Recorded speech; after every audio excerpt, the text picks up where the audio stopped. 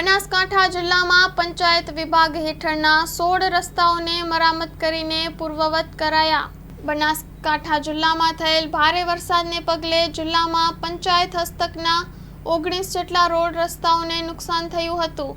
જિલ્લા કલેક્ટર મિહિર પટેલના માર્ગદર્શન અને સૂચનાઓ હેઠળ માર્ગ અને મકાન વિભાગ પંચાયત દ્વારા જુદી જુદી ટીમો બનાવીને જિલ્લામાં નુકસાન થયેલા કુલ 19 રસ્તાઓ પૈકી 16 રસ્તાઓને મરામત કરીને પૂર્વવત કરાયા છે, જ્યારે બાકીના 3 રસ્તાઓ પર નદીનું વહેણ ચાલુ હોવાથી પાણીનો પ્રવાહ ઓછો થશે ત્યારે રિપેરિંગ કરી ટ્રાફિકેબલ કરવામાં આવશે।